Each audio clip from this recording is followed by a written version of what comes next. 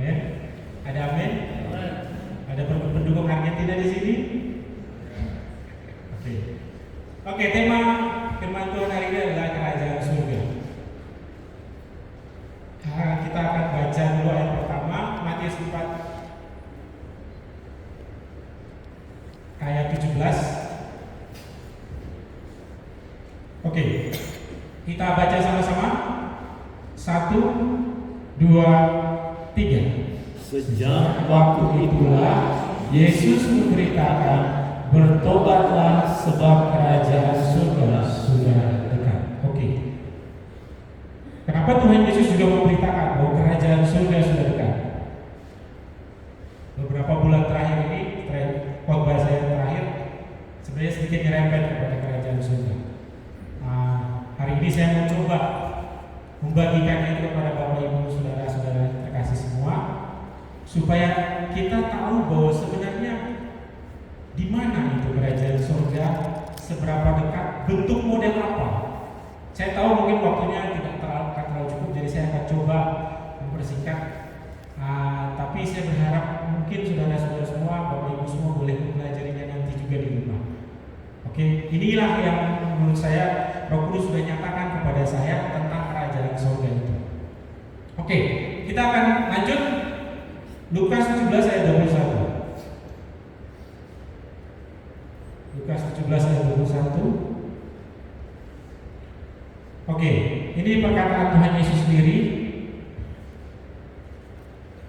Juga orang tidak dapat mengatakan, lihat, ia ada di sini atau ia ada di sana. Nah, konteksnya ini adalah kerajaan surga. Ia itu adalah kerajaan surga.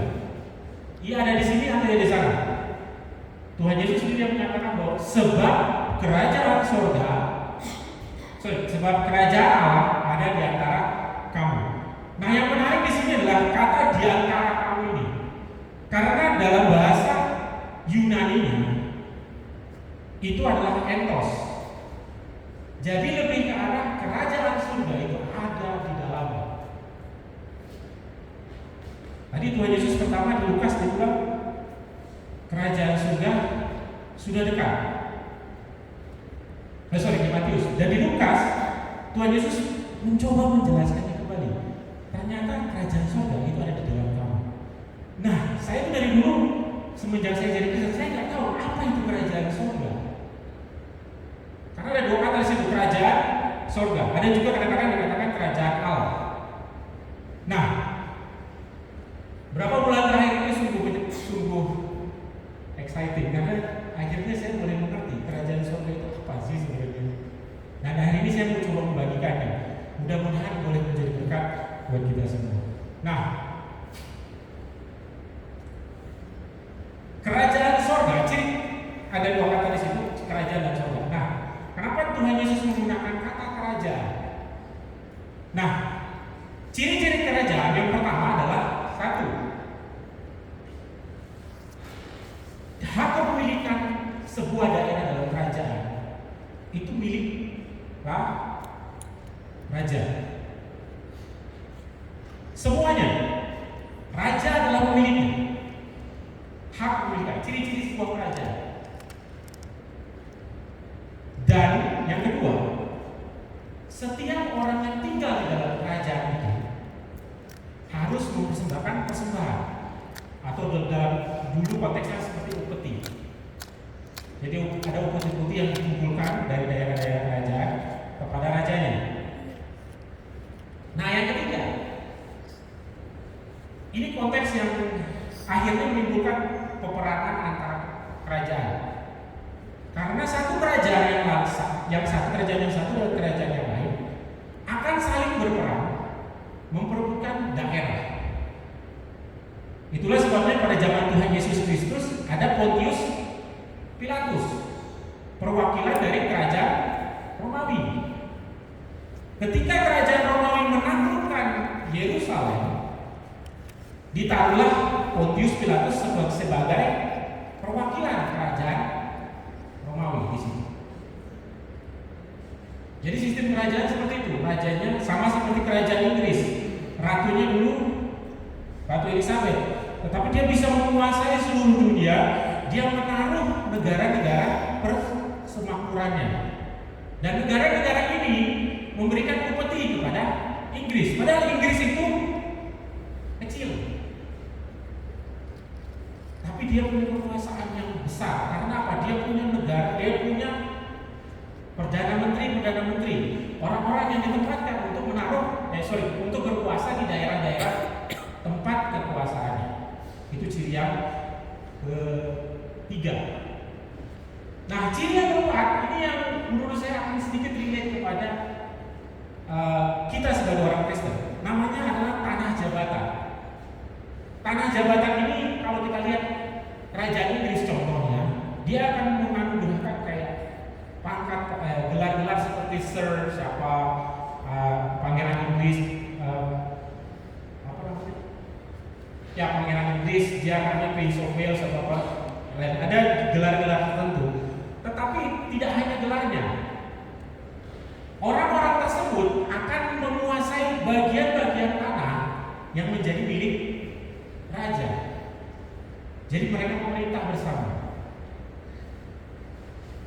Ada namanya tanah jabatan.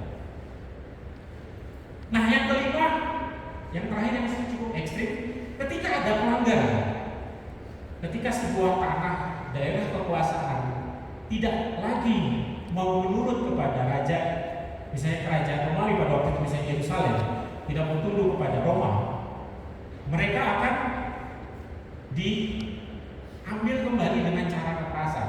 Bisa juga, misalnya mereka berperang kembali, merebut area tersebut, dan semua orang yang membakar di situ dihabisi. Jadi dapat dikembalikan lagi kepada tanah yang sudah dikuasai raja itu, akan dikembalikan lagi kepada rajanya, sekalipun sebelumnya diperintah oleh misalnya perdana menteri atau wakil-wakil raja di situ. Nah, itu beberapa ciri-ciri yang kita mengerti tentang sebuah kerajaan, karena mungkin kita juga sudah pernah. Nah, lalu kerajaan sorga ini seperti apa? Jadi modelnya itu seperti apa? Nah, Roh Kudus mulai mengajari saya tentang bentuk kerajaan yang dikehendaki Allah. Kerajaan Allah itu ada bentuknya. Jadi kan kalau misalnya kerajaan Inggris dikuasai oleh raja dan ratu Inggris misalnya. Nah, kerajaan Allah itu sebenarnya bentuknya seperti apa sih? Nah, sebenarnya sudah ditunjukkan sebelumnya oleh Musa di dalam Keluaran 19. Boleh Keluaran 19 ayat 6. Sebenarnya Tuhan secara tidak langsung sebenarnya sudah menunjukkan sistem kerajaan yang Tuhan kehendaki sebenarnya. Dan sebenarnya itu yang akan nanti dibawa dari perjanjian lama sampai ke perjanjian baru. Kamu akan menjadi bagiku kerajaan imam dan bangsa yang kudus. Inilah semuanya firman yang dikatakan, yang harus kau katakan kepada orang Israel. Ini firman Tuhan kepada Musa. Jadi model kerajaan Allah adalah kerajaan imam. Nah, terus kerajaan imam itu sebenarnya seperti apa sih sebenarnya? Kenapa kok kerajaan imam? Terus akhirnya kan konsep ini sebenarnya ditolak oleh bangsa Israel sendiri akhirnya. Di 1 Samuel 8 ayat 7, mereka menolak Tuhan akhirnya sebagai raja mereka. Boleh dilihat sana. Tuhan berfirman kepada Samuel, dengarkanlah perkataan bangsa itu dalam segala hal yang dikatakan mereka kepadamu, sebab bukan engkau yang mereka tolak, tetapi akulah yang mereka tolak, supaya jangan aku menjadi raja atas mereka. Hal ini terjadi ketika orang Israel meminta kepada Samuel pada saat itu untuk melantik seorang raja buat mereka. Karena mereka tidak paham bahwa ada kerajaan imam yang ada di tengah-tengah mereka. Bentuknya apa? Bentuknya adalah tabut perjanjian dan kemah suci yang ada di tengah-tengah mereka. Saya juga akhirnya jadi bingung. Kok bisa model kerajaan adalah tabut perjanjian dan kemah suci? Nah, Roh Kudus ternyata masih mengajarkan lagi lebih banyak lagi. Nah, kita akan mulai lihat sebenarnya sih akhirnya yang menjadi ciri-ciri kerajaan surga itu? Nah, di dalam Taurat Tuhan, kitab pertama, Kejadian 1 ayat 1, kata-katanya adalah, ada yang ingat di sini? Kejadian 1 ayat 1, pada mulanya Allah menciptakan langit dan bumi. Yang menarik di sini adalah kata yang digunakan untuk pada mulanya. Kata yang digunakan dalam bahasa Ibrani adalah bereshit. Artinya in the account of. Jadi kalau kita mau artikan pecah-pecah lagi, in the account of itu artinya gini: dalam nama atau dalam pertanggungan seseorang, Allah menciptakan langit dan bumi. Nah, dalam Bereshit yang dipakai adalah in the account of the first, artinya in the account of Alpha. Siapakah Alpha? Tuhan Yesus. In the account of Alpha, Allah menciptakan langit dan bumi. Itu kata pertama dalam bahasa Ibrani, Bereshit. Pada mulanya Allah menciptakan langit. In the Alpha, makanya Tuhan Yesus bilang, akulah Alpha dan Omega. Kamu, kita semua diciptakan di dalam Tuhan Yesus Kristus. Jadi kalau kita pakai konsep kerajaan surga, kerajaan tadi, yang buat kita siapa? Jadi kita milik siapa? Tuhan. Jadi dari awalnya Tuhan itu menurunkan Taurat ini, menurunkan firman Torah ini, sebenarnya secara tidak langsung menyatakan bahwa hei, kamu dari awal adalah milikku. Aku adalah rajamu sejak dari dulu. Tetapi ketika Tuhan Yesus datang, firman Tuhan ngomong gimana? Tuhan Yesus bilang bagaimana? Ia datang kepada milik kepunyaannya, tetapi milik kepunyaannya menolak dia. Kasihan sekali, saya bilang, Tuhan, kok bisa begini? Engkau yang menciptakan kami, tapi ketika Engkau datang sebagai pemilik kami menolak Engkau. Nah, sebenarnya konsepnya itu juga sebenarnya sudah ada akhirnya. Ketika Musa membangun kemah. Boleh dimunculkan gambar kedua tadi? Yang kedua,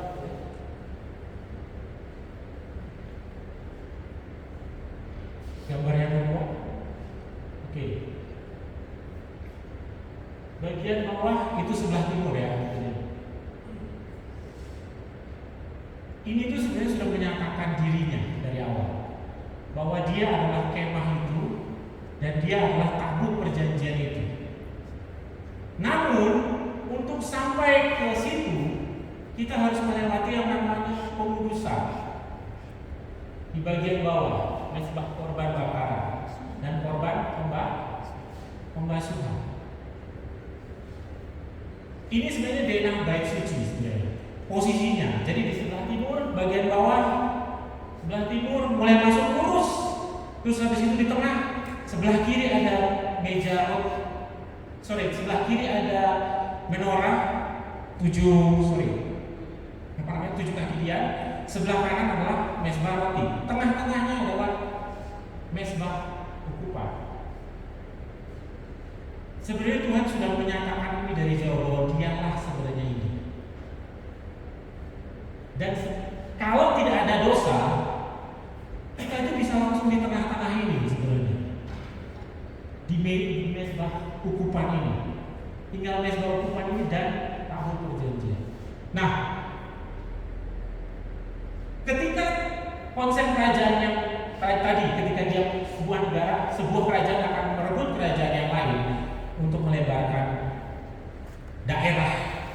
dominionnya, Tuhan Yesus juga melakukan yang sama, tapi dia melakukannya dengan kasih. Itu sebabnya ayat Injil kita Yohanes 3 ayat 16, karena begitu besar kasih Allah. Kasih itu ada di mana? Di hati kita. Tuhan tidak interest lagi untuk memberikan kita sebuah menaklukkan daerah kita. Interest Tuhan adalah menaklukkan hati kita. Paham ya? Interest Tuhan adalah menanamkan tabut perjanjiannya yang baru di dalam hati kita. Itu sebabnya firman Tuhan berkata, Tuhan Yesus ketika dia lihat bait suci, dia bilang, rubuhkanlah bait ini, maka akan bangun dalam 3 hari. Firman Tuhan itu tidak pernah gagal. Jadi apa yang Tuhan Yesus bangun dalam 3 hari?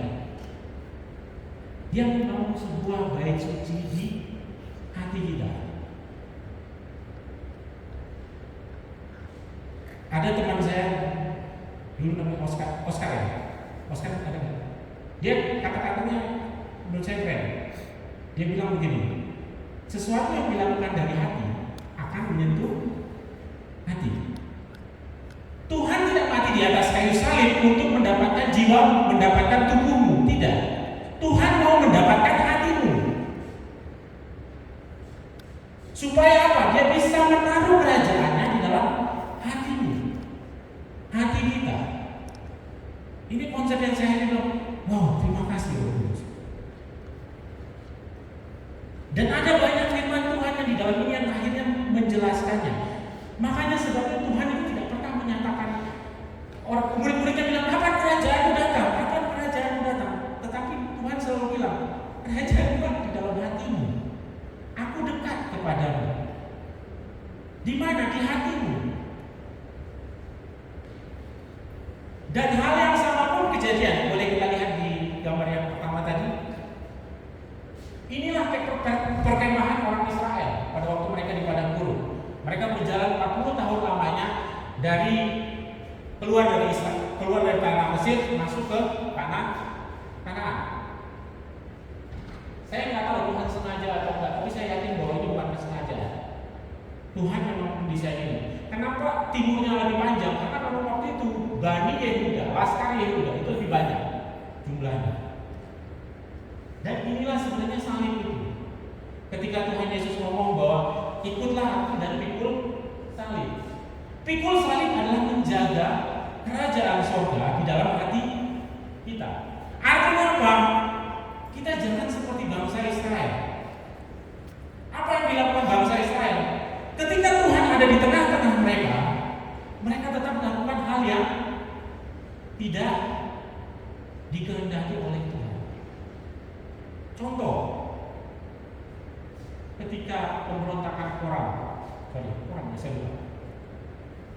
mereka bilang, padahal ada Tuhan di tengah-tengah mereka, ada Tuhan yang berkemah di tengah-tengah mereka. Tetapi yang mereka lakukan justru memberontak. Ada juga yang paling agak saya waktu itu cerita sama istri, hati-hati juga. Ini siapa namanya, adik Musa? Harun sama perempuannya Miriam.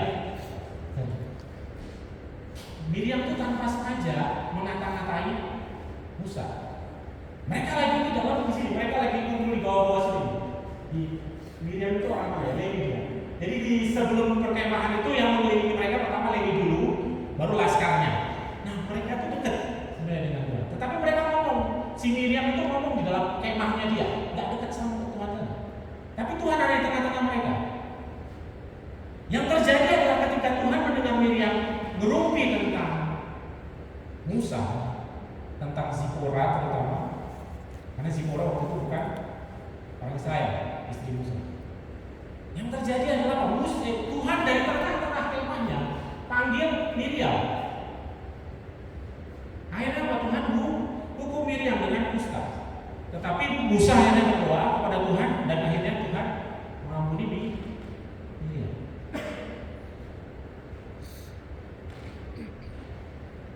Di perjanjian baru, banyak orang Kristen juga tidak mengerti bahwa ada kerajaan kerajaan surga di dalam hati mereka. Dan akhirnya yang mereka lakukan adalah mungkin banyak hal yang salah. Mereka kayak membutakan hati mereka, tutup Tuhan dulu. Ya sudah, saya lakukan ini dulu. Tapi kalau kita dengan sadar tahu bahwa ada kerajaan surga di dalam hati kita, ada Tuhan Yesus yang bertahta dalam kerajaan surga di dalam hati kita, saya yakin hidup kita pasti bisa dituntun Dia dengan ke jalan yang benar. Nah,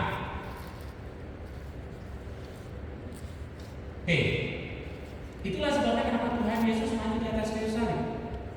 Dia tidak berperang lagi.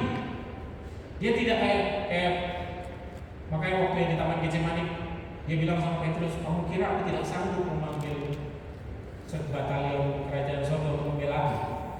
Tidak, dia memang sengaja dia harus mati. Untuk apa?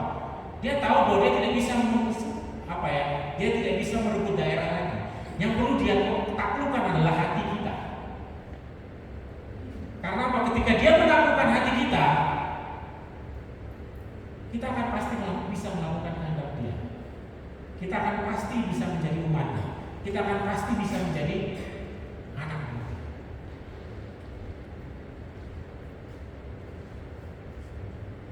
Yang tentang tanah jabatan, bangsa Israel ketika keluar dari tanah Mesir, mereka menuju ke tanah Kanaan.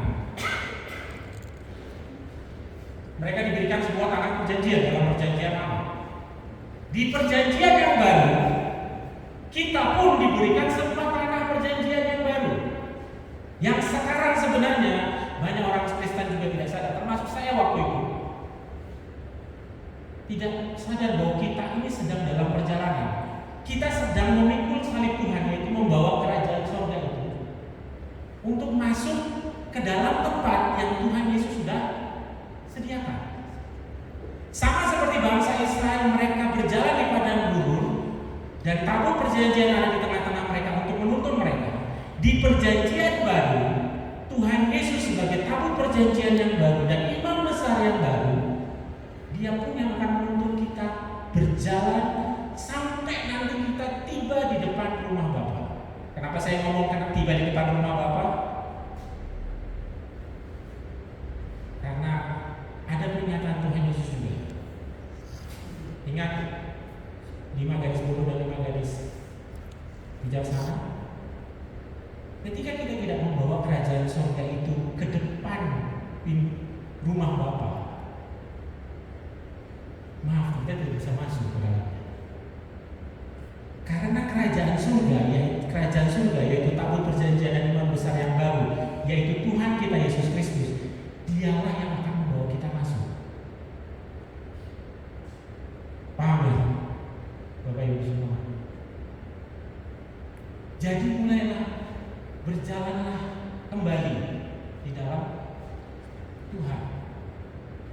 Perjalanan kita ini masih panjang, tapi mungkin umur kan kita tidak ada yang tahu ya. Mungkin kita besok bisa dipanggil Tuhan. Saya malah senang kalau dipanggil Tuhan. Bukan berarti dalam hal apa ya, tidak.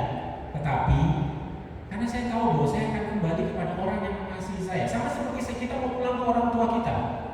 Adakah yang tidak senang pulang ke rumah orang tuanya dia? Kalau masih ada, semua kita senang pulang ke rumah orang tua kita.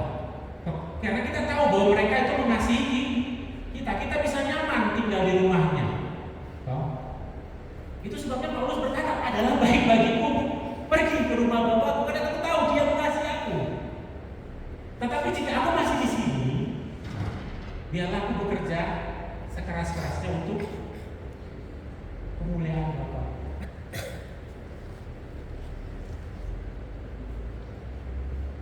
Jagalah kerajaan surga dalam perjalanan kita, Bapak Ibu semua. Kembali.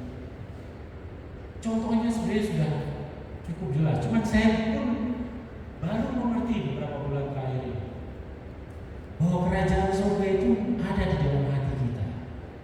Dia yang sekarang menuntun kita berjalan secara perlahan menuju kepada rumah Bapa.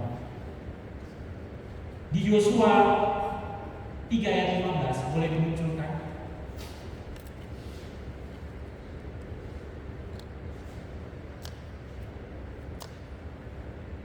Segera sesudah para pengangkat tabut itu sampai ke sungai Yordan, para imam pengangkut tabut itu mencelupkan kakinya ke dalam air di tepi sungai itu.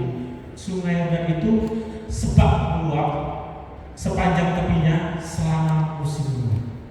Nah, ini kisah ketika bangsa Israel mau masuk ke dalam tanah Kanaan. Sorry, yang di depan mereka adalah tabut. Tabut yang akan bawa mereka masuk. Kalau tabut itu mereka tinggal di padang gurun, sudah mereka tidak akan masuk ke dalam tanah kerajaan, tanah perjanjian. Sama seperti Tuhan kita Yesus Kristus, Dialah tabut perjanjian kita. Dialah imam besar kita. Dia yang akan membawa kita masuk ke dalam kerajaan surga. Kita baca di Yohanes 14 ayat 3.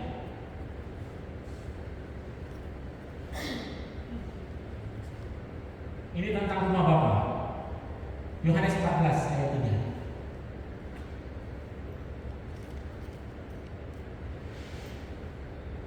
Dan apabila aku telah pergi ke situ dan telah menyediakan tempat bagimu, aku akan datang dan membawa kamu ke tempatku, supaya di mana aku berada, kamu berada. Jadi Tuhanlah yang akan bawa kita masuk. Di 1 Tesalonika 4 ayat 16 Paulus juga menjelaskan bahwa ketika Tuhan Yesus datang, yang pertama dibangkitkan adalah orang-orang yang mati di 1 Tesalonika 4 ayat 16 ya. 16 dan 17. Oh ya, benar. Dan akan turun dari surga, dan mereka yang mati di dalam Kristus akan lebih dulu bangkit. 17. Sesudah itu kita yang hidup dan masih tinggal dan akan diangkat bersama-sama dengan mereka menyongsong dalam awan, menyongsong Tuhan di atas. Jadi Tuhan sama seperti kejadian bangsa Israel masuk ke dalam tanah Kanaan. Tuhan pun kayak punya pit stop di angkasa sebelum Dia bawa kita masuk ke dalam tempat yang sudah Dia sediakan. Dan terakhir, worship song itu di musik boleh naikkan. Wahyu 21 ayat 3.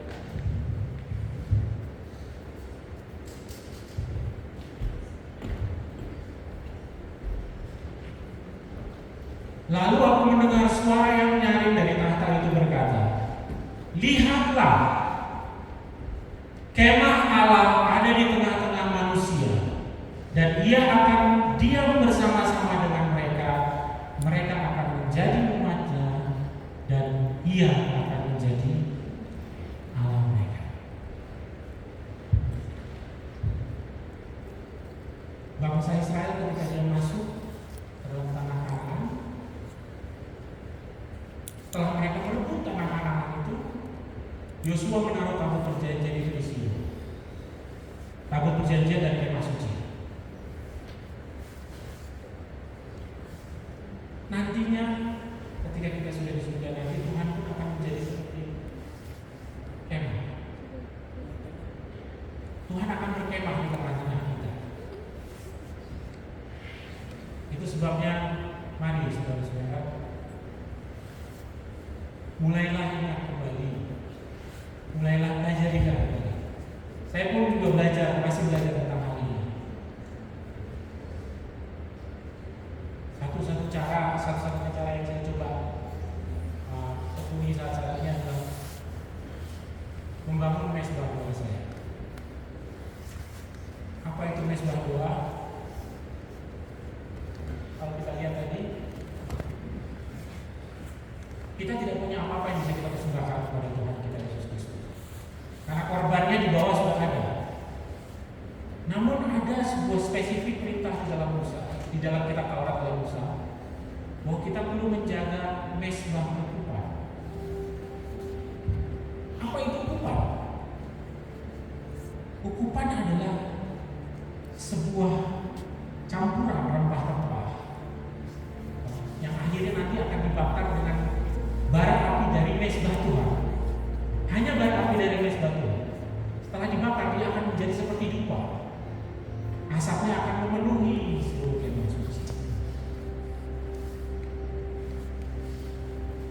Satu yang saya pelajari, Tuhan ingin dupa itu tetap ada, ukupan itu tetap ada. Apa itu ukupan? Daud menjelaskan dalam Mazmur, ukupan itu adalah doa. Di Wahyu pun juga menjelaskan ukupan itu doa. Doa yang sanggup kayak membuat mata Tuhan itu, karena dia berbentuk asap, dia sanggup kayak mengganggu mata Tuhan. Bagaimanakah mesbah ukupan kita selama ini? Sebab kerajaan surga itu sudah ada dalam hati kita. Kemah suci itu sudah ada dalam hati kita saat ini. Saat kita percaya, Roh Kudus membangun kemah itu di dalam hati kita. Pertanyaannya cuma satu, di mana diletakkannya kemah itu? Apakah di tengah-tengah hati kita atau di pinggir pojok? Salah satu pelajaran juga tentang bangsa Israel yang kita perlu ingat supaya apa? Supaya kita tidak melakukannya. Adalah apa yang mereka perbuat terhadap Silo. Silo adalah sebuah tempat kemah Tuhan dan tabut perjanjian pada waktu Yosua membawa bangsa Israel masuk ke tanah Kanaan. Pada zaman Yosua, orang Israel dengan setia beribadah kepada Tuhan, membawa korban ukupan mereka, membawa doa-doa mereka, membawa perkataan mereka kepada Tuhan di Silo. Posisi Silo itu strategis karena dia di tengah-tengah, tidak ke utara, tidak ke selatan, dia di tengah-tengah. Tetapi yang terjadi adalah Tuhan mengingatkan bangsa Israel tentang Silo karena mereka meninggalkan kemah itu. Akhirnya kemah di Silo itu menjadi terbengkalai, tidak ada ujungnya. Bagaimanakah kemah Tuhan sekarang di hati kita masing-masing? Apakah kita menjaga kemah itu? Menjaga kemah itu cuma satu, doa. Dan tidak perlu datang juga ke gereja untuk berdoa. Doalah di tempat masing-masing. Jagalah kemah itu, jagalah tabut perjanjian itu. Supaya apa? Ada ukupan di dalamnya. Artinya apa? Ada doa-doa yang kamu naikkan di dalamnya. Tuhan Yesus itu dekat di hati kita. Dan saya mengucap syukur karena Tuhan memberikan kesempatan kepada saya untuk bisa menceritakan ini kepada setiap jemaat Tuhan di tempat ini. Mari bersama-sama. Saya pun juga sedang berjalan menuju ke rumah Bapak itu. Saya pun sekarang ini pun juga tetap memikul salib itu, yaitu kerajaan sorga dan tabut perjanjian dan kemah Tuhan yang ada di dalam hati saya.